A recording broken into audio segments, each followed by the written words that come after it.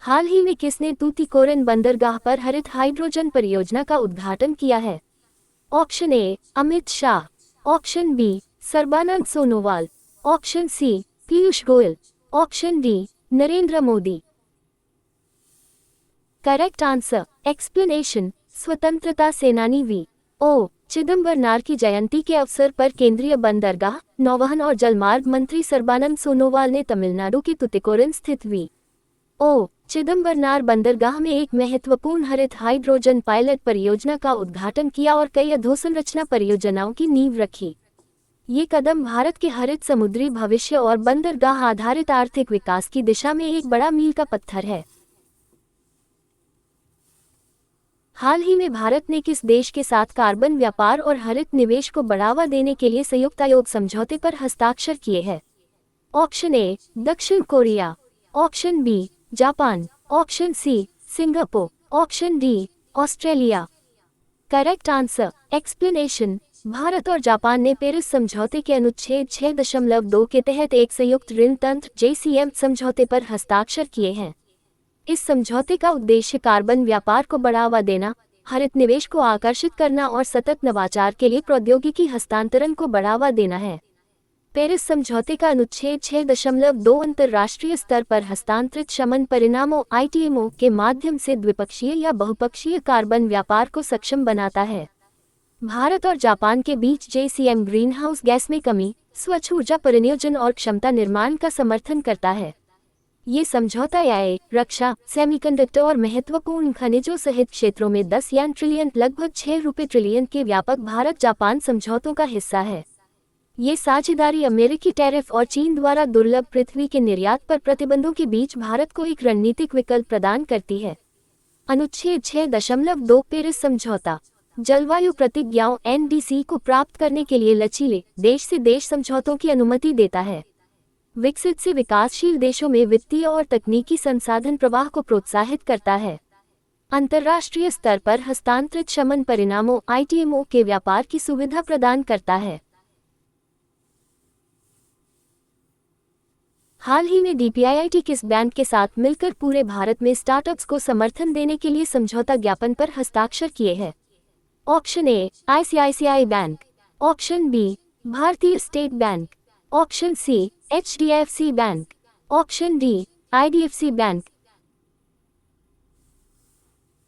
Correct answer explanation उद्योग और आंतरिक व्यापार संवर्धन विभाग DPIIT ने ICICI बैंक के साथ एक समझौता ज्ञापन MOU पर हस्ताक्षर किए हैं, जिसके तहत भारत भर में DPIIT मान्यता प्राप्त स्टार्टअप्स को लक्षित सहयोग प्रदान किया जाएगा। ये साझेदारी 4 सितंबर 2025 को औपचारिक रूप से हुई और इसे स्टार्टअप इंडिया पहल के अंतर्गत लागू किया जाएगा। इसका उद्देश्य स्टार्टअप्स को एक्सेलरेटर एक्सेस, मेंटरशिप, पायलट अवसर और इकोसिस्टम इंटीग्रेशन जैसे संरचित सहयोग उपलब्ध कराना है। हाल ही में सरस आजीविका मेला कहाँ आयोजित किया गया है? Option A Ladakh, option B Gujarat, option C Nai Delhi, option D Rajasthan. Correct answer explanation 27वां सरस आजीविका मेला 5 सितंबर 2025 को नई दिल्ली में शुरू हुआ। यह मेला ग्रामीण महिलाओं को अपने उत्पादों की प्रदर्शनी और बिक्री के लिए मंच देता है। इसमें सभी राज्यों और केंद्र शासित प्रदेशों से 400 से अधिक स्वयं सहायता समूहों की महिलाएं भाग ले रही हैं। इस बार थीम लखपति दीदी है और मेला 22 सितंबर 2025 तक चलेगा। हाल ही में विश्व युवा स्क्रैबल चैंपियनशिप WYSC जीतने वाले पहले भारतीय कौन बने हैं? Option A Suyash Manchali, option B Madhav Gopal Kamat, option C Vivek Dayal Singh, option D इनमें से कोई नहीं। करेक्ट आंसर एक्सप्लेनेशन दिल्ली के 14 वर्षीय माधव गोपाल कामत विश्व युवा स्क्रैबल चैंपियनशिप WYSC जीतने वाले पहले भारतीय बन गए हैं। माधव ने मलेशिया के कुआलालंपुर में 24 राउंड में से 21 शानदार जीत के साथ अंतिम दौर में चैंपियनशिप जीती। मौजूदा राष्ट्रीय चैंपियन माधव ने मलेशिया के कुआलालंपुर में आयोजित इस वार्षिक टूर्नामेंट के 20वें संस्करण में 18 देशों के 218 अंडर-18 खिलाड़ियों के बीच जीत हासिल की। माधव ने 24 राउंड में से 21 शानदार जीत के साथ अंतिम दौर में चैंपियनशिप जीती। बेंगलुरु के 15 वर्षीय सुयश मंचाली, जो पिछले साल श्रीलंका में हुए संस्करण में उपविजेता रहे थे, ने 17 जीत के साथ 5वां स्थान हासिल किया। हाल ही में किस भारतीय राज्य में जापानी कंपनी टीडीके कॉर्पोरेशन के लिथियम आयन बैटरी प्लांट का उद्घाटन किया है? Option A Rajasthan, option B Gujarat, option C Uttar Pradesh, option D Haryana. Correct answer explanation. केंद्रीय इलेक्ट्रॉनिक्स एवं सूचना प्रौद्योगिकी मंत्री श्री अश्विनी वैष्णव ने हरियाणा के सोहना में जापानी टीडीके कॉर्पोरेशन के उन्नत प्रौद्योगिकी लिथियम आयन बैटरी निर्माण संयंत्र का उद्घाटन किया। इसे केंद्र सरकार की इलेक्ट्रॉनिक्स विनिर्माण क्लस्टर ईएमसी योजना के तहत स्थापित किया गया था। यह अत्याधुनिक संयंत्र हर साल लगभग 20 करोड़ 200 मिलियन बैटरी पैक का उत्पादन करेगा, जो भारत की 50 करोड़ पैक की वार्षिक आवश्यकता का लगभग 40% पूरा करेगा। विस्तार की अपार संभावनाओं के साथ ये सुविधा देश के इलेक्ट्रॉनिक्स विनिर्माण पारिस्थितिकी तंत्र को मजबूत करने के लिए तैयार है। हाल ही में जारी नमूना पंजीकरण प्रणाली एसआरएस सांख्यिकीय रिपोर्ट 2023 में भारत की शिशु मृत्यु दर कितनी दर्ज की गई है? Option A 22, option B 23, option C 24, option D 25। Correct answer explanation. नमूना पंजीकरण प्रणाली एसआरएस सांख्यिकीय रिपोर्ट 2023 भारत में कई जनसांख्यिकीय बदलावों का संकेत देती है, जिसमें 1.9 राष्ट्रीय कुल प्रजनन दर टीएफआर, शिशु मृत्यु दर आईएमआर 25, जन्म के समय लिंग अनुपात एसआरबी 917, अशोधित जन्म दर सीबीआर 18.4 और अशोधित मृत्यु दर सीडीआर 6.4 शामिल है। एसआरएस भारत के महापंजीयक एवं जनगणना आयुक्त कार्यालय द्वारा प्रजनन और मृत्यु दर के वार्षिक अनुमान प्रदान करने के लिए किया जाने वाला दुनिया का सबसे बड़ा जनसांख्यिकीय सर्वेक्षण है।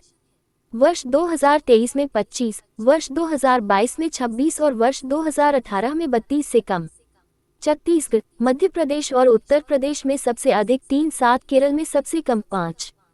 40 में से एक शिशु 1 वर्ष की आयु से पहले ही मर जाता है।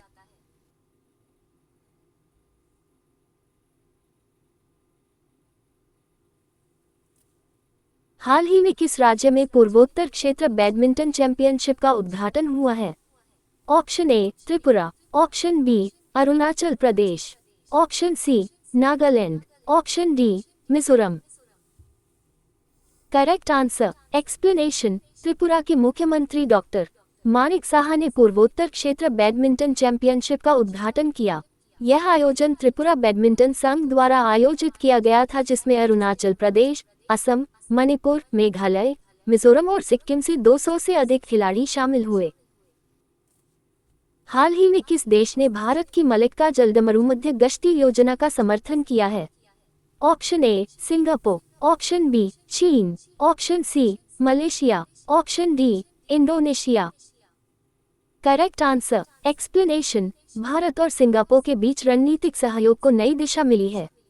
नई दिल्ली में सिंगापुर के प्रधानमंत्री लॉरेंस वोंग और भारत के प्रधानमंत्री नरेंद्र मोदी की बैठक के दौरान सिंगापुर ने औपचारिक रूप से भारत की मलक्का जलदमरुमध्य में गश्त करने की योजना का समर्थन किया।